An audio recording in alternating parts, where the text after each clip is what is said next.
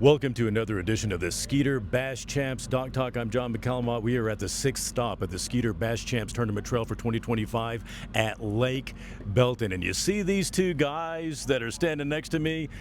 You got to smile. Take those sunglasses off for me, man. Let's see some eyes, man. Guys, these gentlemen just had the day of their life on this reservoir. They're not even from the Central Texas area. They're from South Texas. These guys, two-time. Are you breaking the trophy? I'm trying not to. We'll get that fixed for you. These guys, two-time anglers of the year in the Southern Division. We don't go south anymore because no water. We don't have any water down there, but we hope to be able to go back down there again and have the heyday of the South one time again, don't we? Definitely. We miss it. Amistad, Falcon, back in the heyday, unbeatable. Some of the best fishing in the world, if not the best fishing in the world. Yeah, definitely. Yeah. But I'm going to tell you where the best fishing in the world was today for you guys. Right here. Lake Belton. All right.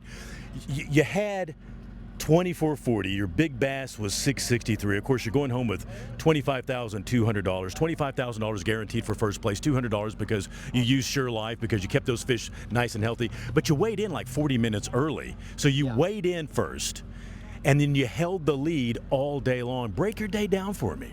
So we had a topwater spot that we had caught fish. We fished all day last Friday and then a half day Saturday. And there was a little bit of a shad spawn, and we caught some really nice fish on topwater, so that was our game plan to start with. But we had also caught two pretty good sized fish later in the day out deep. And we fished for the first hour, probably 20 minutes this morning, never even got a bite. And the shad were still there, but there were no fish with them. And so we decided to go and hit a spot where we had caught a 4-pound smallmouth, and it was kind of on a channel swing in deep water, and it was on. We pulled up there, it was good. We caught our first 3, and then we had to work the rest of the day to cull a few times and kind of move up. But then we caught another really nice smallmouth in the afternoon and another really nice bass. So we were able to cull, quality cull. Quality cool. So, and it's interesting, the shad spawn's been key on this lake the last couple of weeks. J.J. Larson talked about it in our last Bass Champs Dock Talk podcast. But a lot of anglers went out today and said, yeah, there was a shad spawn, but it wasn't paying off. So that move out deep really paid off for you guys today. Yeah, definitely. I think the key was getting out a little bit deeper off away from the bank.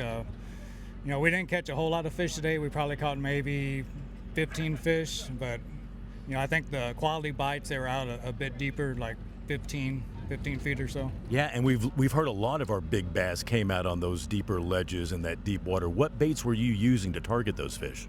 We're actually using a whole assortment. Like we have so you had every rod on the deck. Yeah, but we have so many, mostly soft plastics. We have so many soft plastics to rotate through with the Carolina rig, Texas rig. I honestly don't think it mattered too much what soft plastic was on there. You just needed to get it. You needed to get it in front of the right fish at the right time. Yep, that's right. It just had to be in the right spot. And what did you catch that big bass on?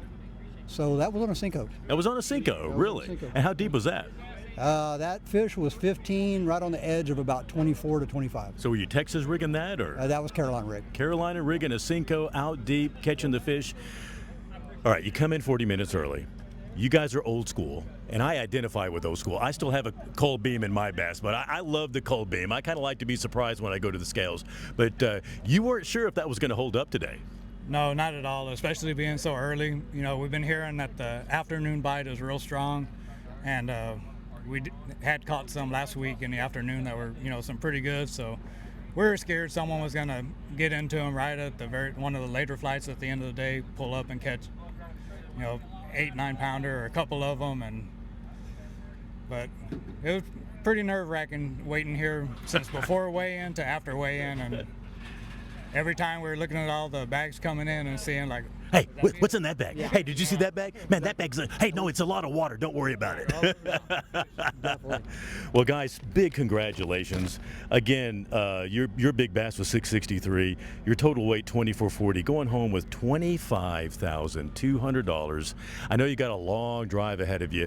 I mean, do you pick the fanciest restaurant you can for the drive home and stop? So. Yeah, I think so. Yeah, tonight I think it's maybe T-bone steak. T-bone steak, baked potato, porterhouse. Yeah, sounds good to me. Yeah, because, I mean, you got the spending cash now. Yeah, that's right. These guys, $25,000 first place. There we go. Oh my gosh! That could be $100,000. The Prodigy prevails and wins Lake Okeechobee. Let's go! John Garrett goes wire to wire. Fifth Lake belongs to Takumi Ito. Got big.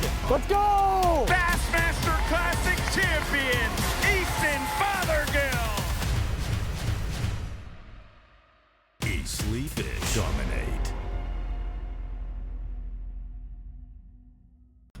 Jonathan Click and Dustin Walton, I got that right. 5 fish. They had a big fish of 727. Wasn't big bass of the tournament, but that's a big fish. It was. You guys finished second place, 1933, taking home $6,000. Now, you wouldn't think 19 would do a second place, but man, conditions were a little tougher than people thought. They were. We honestly thought we'd get bumped to 4th, maybe 5th. We really didn't know. We had 1 dead fish, so we knew that was going to hurt us. We knew we needed 1 or 2 more. But you had 19. You're going home with $6,000. Tell us what your pattern was today. We stayed in one little area off a point, about 12 foot of water, 3 different baits. I caught the big one on a Texas rig. You know, a lot of our big fish today came on Texas rigs on those ledges. What was the key to that bite? It was the first bite of the morning, so first cast. First cast? First cast. First bite of the morning. You catch that? I did. Man, now sometimes when you catch a fish on your first cast, I mean, you're sitting in the boat and you're going, you just jinxed us for the whole day. It came up. It came up. You put that fish in the net and you're like, dude, man, we're not catching another bass today. Well, the next bite was, I believe, an hour and a half later. So wow. So he was giving you a hard time, wasn't he? He was, yes. But did you stay on one spot all day and whole sat? 6 hours. We went and ran across in a creek, and we culled one time. That was really our only cull. So. Wow. I mean, that's some dedication to one pattern. Yeah, well, it's really all we had. We didn't find a whole lot yesterday. So. Well, it paid off for second place, 19 pounds, 1 big one, $6,000. Congratulations. Man, thank you so much for fishing Bass Champs, guys. Yes, sir. And a great finish for you guys today. Appreciate it. Yeah. Let's talk to some more anglers. This is Texas, home for those bold enough to stake their claim. At Classic Buick GMC, our Texas values guide everything we do. Whether you're buying or selling, Classic Value comes standard. Shop our best savings online or in store. Hundreds of new and pre-owned models, all makes, all models. Stake your claim to upgrade for less. This is Texas. This is Classic. Relax and enjoy the difference. Jarrett, Latta, Todd, Castledine, guys, I mean, you finished 5th place. Sorry about that, but I'm really not. Because, we had this conversation at LBJ. It pays to know the bonus structure. And Rayburn. Yeah. It's amazing that Skeeter's doing this.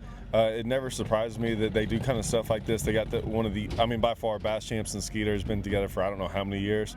But the amount of money they're giving away just to not even win. Like, right? We can't even win one of these things, and we keep on getting $10,000, and so it's unreal. Yeah, you guys going home with $14,150. You had big bass of the day, a 740. Who caught the big bass? So you're the net man today. Net man. Yeah, and happy to be it. Yeah, no problem. Tell us how that big bass got caught. It was funny. I caught a bit. Well, I'll put it this way. I had a big one on yesterday, like one way bigger than this. Wow. And so, whatever, and we went in there. I had one little weird spot. He had found a fish on a bed. He's like, hey, go in there and mess around. And I went in there, and I think there was one little weird thing in the middle of this pocket. And we went back over there, and we flipped over there and caught it. Wow. And it was in like 10 to 12 foot of water, something like that. But just one of those deals. Man, for Lake Belton, that might as well have been a 15-pounder. Right. That's like catching 11 or 12 on like Rayburn. You know, you got to make it count. And we were fortunate, we caught some other good fish with it. Yeah, absolutely. Tell us the bait you were using and kind of what the overall structure of the day for catching those fish. Soft plastics, like a rage bug, like Strike King rage bug, when we were flipping in some of those trees. So that was the main go-to bait today. Yeah. And did you do a lot of catching, or did you just catch the right ones? compared to yesterday was really good. We caught a whole bunch of fish. Today we did not catch as many, but I mean, from what they're out here catching like 40, 50 fish a day, and so like I don't think we caught more than like 15 keepers, which sounds like could be a lot, but compared to yesterday, not a lot. Yeah, because yesterday, everybody, the whole dock talk on practice was, you're going to be culling all day long. It was unreal. It was hard to catch a 3-pounder. Yeah.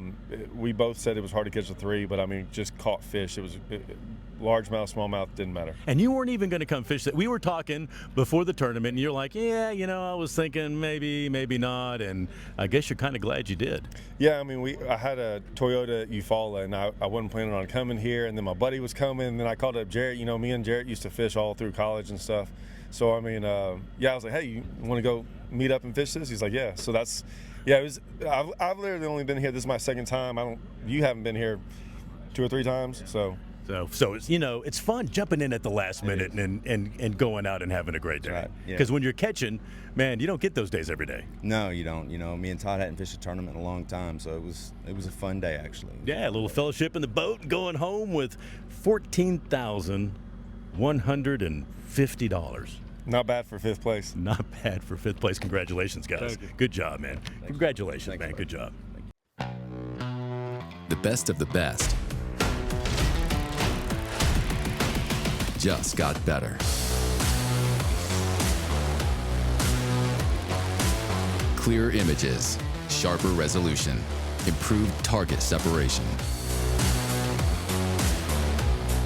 That's right, better. LiveScope Plus, only from Garmin.